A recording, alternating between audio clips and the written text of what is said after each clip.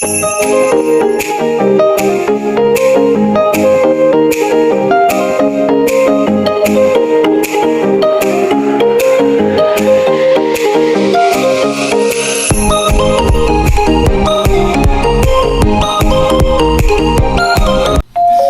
bibili na guys nung wok.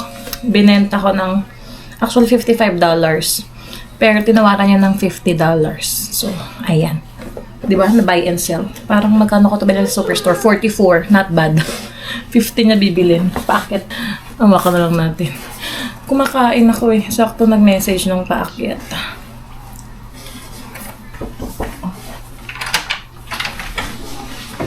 Hello! Hi! You can check. I have my baby here. That's why I didn't come down. So this hasn't been used before, right? No, that's really just new. Okay. We didn't Okay. use it. Hi. Thank you so much. Have a good one. Bye-bye. Yay! $50. Let's put it in your bank account. A few moments later. Hello guys! Happy Tuesday! Ayan. March 4, time check, 8:32 p.m. Halos katatapos lang naming kumain. And, ayan. Ano bang ang update natin? Yan, syempre galing work. Medyo na-late pa ako ng uwi, magsi 6 p.m. na. Kasi meron pa sa aking pina-pick up na sunshade si Harold dahil bumili siya sa marketplace kanina and malapit sa workplace ko yung bahay. So, kinuha ko yung dalawang malaking sunshade para dun sa side ni Hailey na window, pati siguro dun kay mama tatakpan. Kasi nasira na ni Hailey yung medyo mumurahin niyang sunshade galing Dollarama. Dahil kung nakikita niyo sa past video niya, yung nakaraan lang is ninangat-ngat niya. So, sira na yun. Papalitan namin. And nakakuha siya ng good deal sa marketplace. $50 naming nabili. So, ang retail price talaga niya is parang $132 sa Amazon. So, not bad. So, andyan. Ikakabit na lang ni Harold yun sa kotse. And then, meron naman nag-pick up kanina nung wok. So, binili ko siya sa superstore. Parang $44 na yun after tax. Binenta ko ng $50. So, not bad. May bumili. Kala ko nga parang scammer kasi yung Facebook profile niya, walang picture. Tapos parang walang post. So, sabi ko, tingnan ko, hindi ko muna ibibigay yung address. Eh, consistent naman siya na nag-message sa akin na pipick upin niya after nila mag-dinner. So, ayun, umakyat siya dito. And sabi nga niya kung bago. Sabi ko naman, yeah, bago yan kasi naka-box pa eh. Hindi naman talaga ginamit. So, ayan.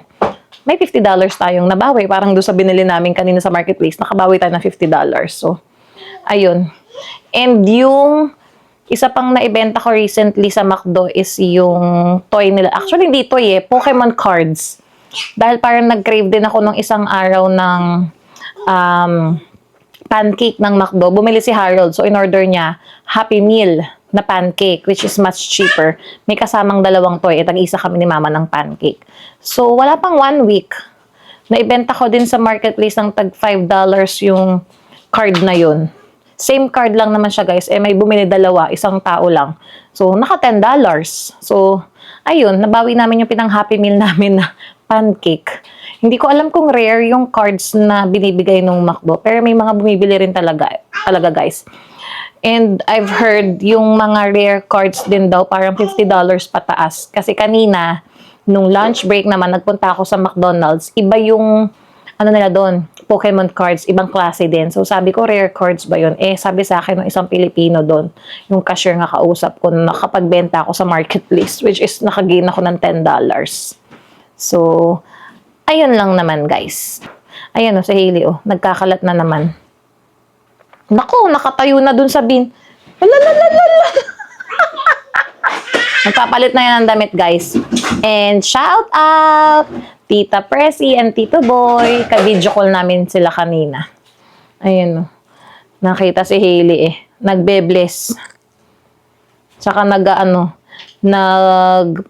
nagpo-blue kisses, saka nagmamwa-mwa. Nagagaganong kanina. Kausap namin sila. So, ayan. Yan ang ating Tuesday update. Tingnan natin kung makapag-vlog ako tomorrow if may bagong update. And nanood kami ng live ng Spot Pinoy pala kanina about dun sa trade war. So, hindi ko pa napanood yung video ni Trump.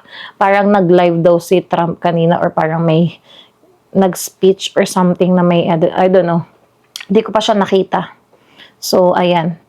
Nanood lang ako ng vlog nila Kuya Mark and kay Crystal and Marvin. So, ayun. Nakita ko nga doon sa vlog nila is, nung nagpunta sila sa Costco, masarap daw yung shirataki, mushroom chips. Nakita rin namin ni Harold yun, pero hindi siya bumili. Kasi nga, hindi pa namin na-try, baka hindi masarapan.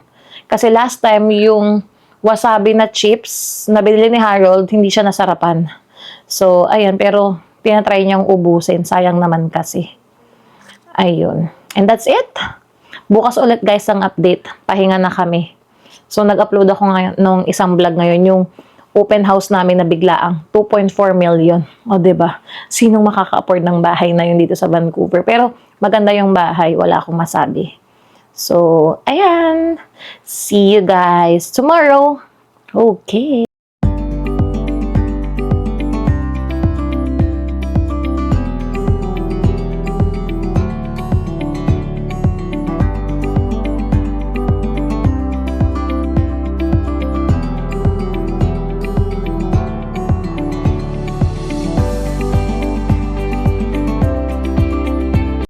May mag-pick up na nitong guys. Oh. Binenta ko, $50. Paakyat na. Ito yung breast massager ko dati nung nagbe-breastfeeding kay Hailey. Hindi ko masyadong ginamit yan. Yan, paakyat na.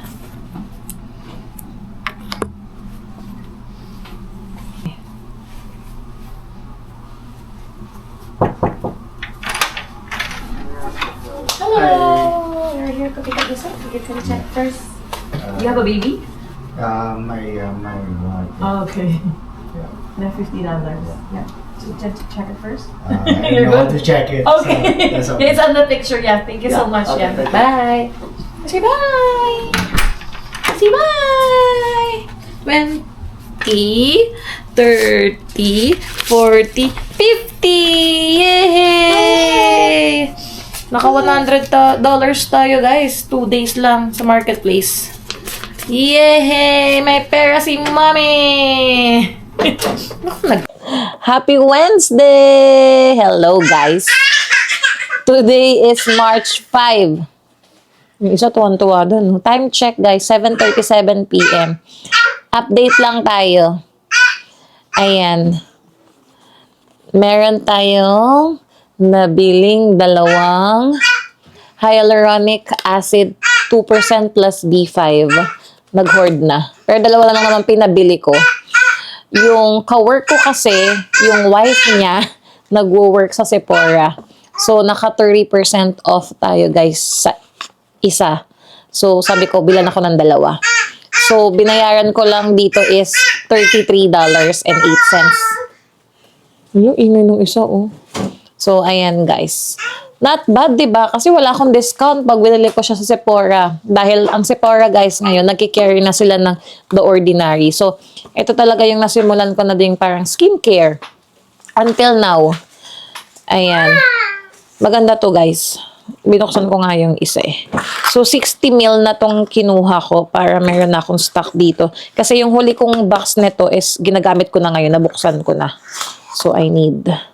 Ayan siya, guys. So, not sponsored, pero 60 ml na siya guys. So mga ilang months din tumatagal sa akin tong serum na to. So dito sa Canada guys to gawa, made in Canada. Kaya maganda rin siya pampasalubong. Kasi sa Pilipinas nga, nalaman ko na meron na rin binibentang ganito online. And ang mahal, parang nasa 1,000 plus yata. Depende pa kung ano yung serum or yung parang mga moisturizer na bibili nyo. And kanina sinearch ko nga, yung 30 ml nito kasi nasa $10.40 lang.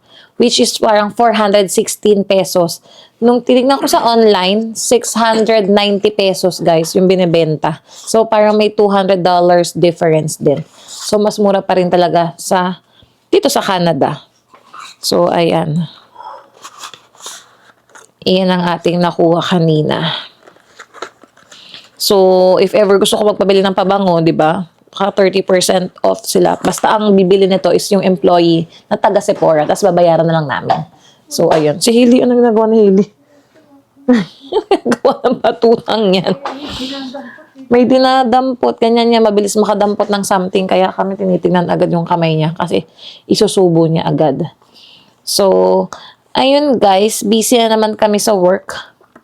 And kanina nga, 'di ba, nakita nyo, may bumili na ng aking breast massager. Sa Amazon ko yung binili. And ayan, may $50 tayo. And ano pa ba? Ating update. Ayun, shout out to Jassy. Si Jassy ang aking kachat kanina, kinamusta ko. Kasi galing siya ng US, nag-LA. So ayan, nagbibigay ng mga tips and advice kapag pupunta sa LA kami.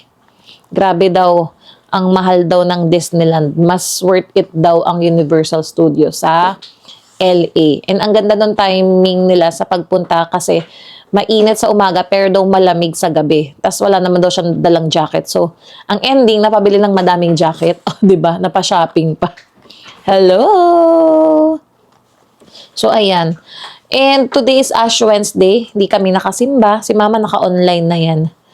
Kasi si Harold, 'di ba, night duty, so hindi niya kami madadrive sa simbahan. And yung aking coworker is kakanta siya sa St. Mary's sa Joyce. So ayan, choir siya doon and siya yung nagpapiano doon. Shout out Chris. Ayan, 7:30 daw yung masa Joyce. Hindi kami makapunta, malayo na kami doon, guys. So online na lang si Mama. Ang bilis ng araw, nakakalahati na ng week. Bukas Thursday na, tas Friday, and then Saturday. Day off na naman tayo ng Sunday. Ang bilis ng araw.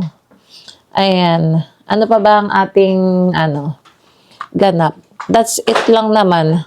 Ituloy na lang natin tomorrow ulit. Kasi mag-upload ako ngayon ng isang vlog, guys. Para maka-keep up naman. So, ayan. And hindi ko pa pala nasulat yung mga shoutout ko. Siguro by tomorrow, isusulat ko muna siya para ma-shoutout natin lahat ng mga viewers, subscribers. So, ayan. Okay, that's it, guys. Alam, si Hailey, tingnan.